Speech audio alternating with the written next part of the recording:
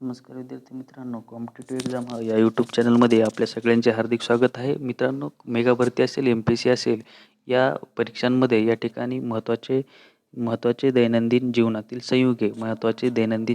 संयुगे आणि त्यांचे उपयोग, व्यावहारिक ज्ञान, व्यावहारिक नाव, या ठिकाणी त्यांचे रेणुसूत्र अशा बाबींवरती कंपल्सरी प्रश्न या ठिकाणी आपणास बघण्यास मिळत आहे. त्याच्यामध्ये रेल्वेला मागच्या रविवारी प्रश्न विचारलेला असा होता की खालीलपैकी सोडियम कार्बोनेटचे रेणुसूत्र कुठले, म्हणजेच फॉर्म्युला कुठला. तर रेणुसूत्र आणि त्यांचे व्यावहारिक नाव या ठिकाणी लक्षात ठेवणं गरजेचं आहे. त्या अनुषंगाने मेगा भरतीसाठी, MPSCसाठी अतिशय उपयुक्त महत्त्वाचे दैनंदिन जीवनातील संयुगे, त्यांचे व्यावहारिक नाव, या महत्त्वाचे जे काही 8 ते 10 महत्त्वाचे संयुगे आहेत त्यांच्याविषयी आपण थोडक्यात माहिती, व्यावहारिक नाव याविषयी माहिती मिळवणार आहोत. तर सोडियम कार्बोनेट याचे दैनंदिन जीवनांमध्ये खाण्याचा सोडा किंवा बेकिंग सोडा म्हणून ओळख आहे. त्याचे रेणुसूत्र आहे NaHCO3. पांढऱ्या रंगाचा अस्फटिक क्षार आहे. या पदार्थाला पांढऱ्या रंगाचा अस्फटिक क्षार म्हणून ओळखले जातं. बेकिंग पावडर तयार करण्यासाठी खाण्याच्या सोड्यांमध्ये टार्टारिक आम्ल मिसळतात. त्याच्यामध्ये ब्रेड, केक आणि पाव तयार करताना खाण्याचा सोडा आणि टार्टारिक आम्ल यांच्यात अभिक्रिया होऊन कार्बन डायऑक्साईड वायू मुक्त होतो. त्यामुळे ते हलके व सच्छिद्र बनतात. म्हणून सोडियम बायकार्बोनेट म्हणजेच NaHCO3 हे रेणुसूत्र आणि त्यांचे व्यावहारिक नाव या ठिकाणी लक्षात ठेवणं गरजेचं आहे. त्याच्यानंतर सोडियम कार्बोनेटमध्ये Na2CO3 10H2O हा फॉर्म्युला या ठिकाणी पाठ करणं गरजेचं आहे, कारण हा धुण्याचा सोडा हे नाव त्याचे आहे. व्यावहारिक नाव म्हणजेच वॉशिंग सोडा. त्याचा गुणधर्म म्हणजे पांढऱ्या रंगाचा स्फटिक असून त्याच्यात पाण्यात द्रावणी व अम्लारी धर्मी म्हणजेच अल्कलाईन आहे. हा महत्त्वाचा मुद्दा परीक्षेच्या अनुषंगाने लक्षात ठेवणं गरजेचं आहे, कारण परीक्षेमध्ये स्टेटमेंट देऊ शकतात की खालीलपैकी धुण्याचा सोडा कुठला आणि त्या सोड्याच्या विषयी कुठले विधान हे असत्य आहे. त्या अनुषंगाने हे नाव किंवा हे गुणधर्म लक्षात ठेवणं गरजेचं आहे. हवेत उघडा ठेवल्यास अपघटन होऊन स्फटिक जल निघून जातात. हे सोडियम बायकार्बोनेट विषयी मी सांगत आहे. हवेत उघडा ठेवल्यास अपघटन होऊन स्फटिक जल निघून जातात. या क्रियेला जलोत्सर्जन इफरवन्सेस असे म्हणतात. पांढऱ्या क्षाराला सोडा ॲश देखील म्हणतात आणि आम्लाशी अभिक्रिया केल्यास क्षार व पाणी तयार होऊन कार्बन डायऑक्साईड वायू मुक्त होतो. हे सोडियम कार्बोनेट विषयी महत्त्वाचे गुणधर्म आहेत. पेट्रोलियमच्या शुद्धीकरणासाठी या ठिकाणी सोडियम कार्बोनेटचा वापर केला जातो. हा एक महत्त्वाचा उपयोग आतापर्यंत गुणधर्म बघत होतो. महत्त्वाचा उपयोग हा सोडियम कार्बोनेटचा आहे. कॅल्शियम कार्बोनेट हे तिसरे नाव आहे. कॅल्शियम कार्बोनेट CaCO3 त्याचे व्यावहारिक नाव चुनखडी आहे.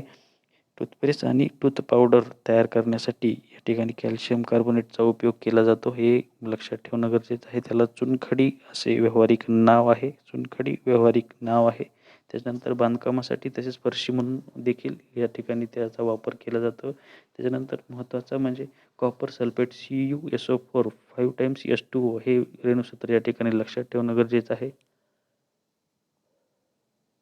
त्याचे व्यावहारिक नाव ब्ल्यू व्हिट्रिऑल आहे. त्याचा गुणधर्म आहे की निळ्या रंगाचा स्फटिक असून पाण्यात द्रावणीय असून आम्लधर्मी म्हणजेच ॲसिडिक आहे.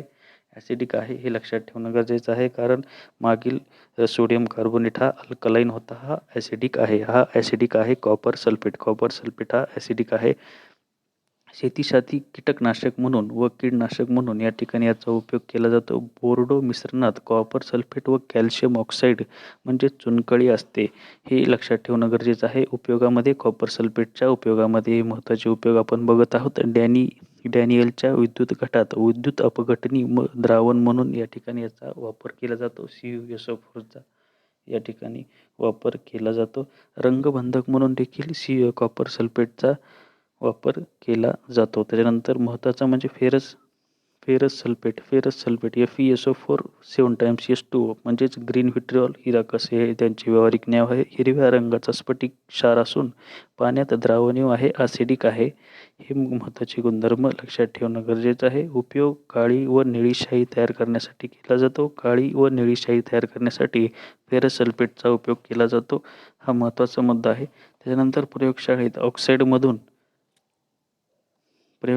ऑक्साईडमधून ऑक्सिजन वेगळा करण्यासाठी शपनक म्हणजेच रिड्युसिंग एजंट म्हणून या ठिकाणी याचा वापर केला जातो. फेरस सल्फेटचा वापर हा रिड्युसिंग एजंट रिड्युसिंग एजंट म्हणून केला जातो. त्याच्यानंतर कॅल्शियम सल्फेट हेमी हायड्रेट म्हणजेच CaSO4 CaSO4 टॉईस H2O हे या ठिकाणी त्याचे सूत्र आहे. व्यावहारिक नाव आहे प्लास्टर ऑफ पॅरिस आहे आणि त्याचा गुणधर्म आहे स्फटिक आहे, अमॉर्फस क्षार आहे आणि त्याचा उपयोग या ठिकाणी दवाखान्यात अस्थिभंग, फ्रॅक्चर्ड झालेल्या हाडांची जोडणी करण्यासाठी, प्रयोगशाळेत उपकरणे हवाबंद, वाताभेद्य, एअरटाईट करण्यासाठी केला जातो.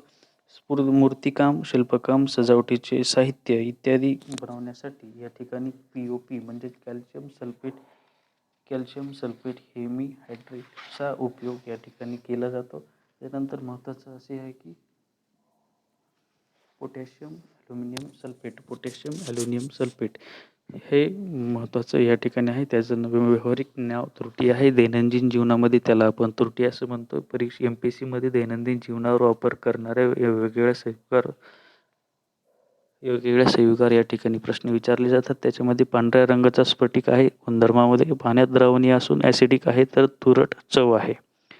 महत्त्वाचे मुद्दे त्याचे उपयोग जलशुद्धीकरण, ताज्या जखमेतून होणारा रक्तस्राव थांबवण्यासाठी या ठिकाणी त्रुटीचा उपयोग केला जातो. खालीलपैकी कुठले विधान चुकीचे आहे? अशा विधानांमध्ये हेही विधान या ठिकाणी दिले जाऊ शकते. कागद उद्योगात त्याला तकाकी सिझिंग SIZING आणण्यासाठी करतात. म्हणजेच चामडे उद्योगात रंगबंधक म्हणून देखील या ठिकाणी पोटॅशियम सल्फेटचा वापर केला जातो. त्याच्यानंतर कॅल्शियम ऑक्सीक्लोराईड म्हणजेच CaOCl2 हे त्याचे रेणुसूत्र आहे. व्यावहारिक नाव हे विरंजक चूर्ण, ब्लिचिंग पावडर, विरंजक चूर्ण किंवा ब्लिचिंग पावडर हे नाव त्याचे आहे. पांढऱ्या रंगाचा अस्फटिक आहे म्हणजेच ॲमॉर्फस क्षार आहे. पाण्यात द्रावणीय असून आम्लारी धर्मी म्हणजेच अल्कलाईन असून क्लोरीनचा उग्र वास येतो. हवेशी संपर्क आल्यास कार्बन डायऑक्साईडमुळे अपघटन निर्माण होऊन क्लोरीन वायू मुक्त होतो. आणि त्याचे काही महत्त्वाचे उपयोग म्हणजेच पाणी निर्जंतुक करणे, डिसइन्फेक्टिंग करण्यासाठी वापरतात. प्रयोगशाळेत ऑक्सिडायझिंग एजंट म्हणून या ठिकाणी वापर केला जातो. कापड आणि कागद उद्योगात विरंजनासाठी ब्लिचिंग म्हणून सर्वात जास्त उपयोग या ठिकाणी या संयुगाचा होतो. लोकर आटू आकसू कॉन्ट्रॅक्शन होऊ नये म्हणून याचा या ठिकाणी वापर केला जातो.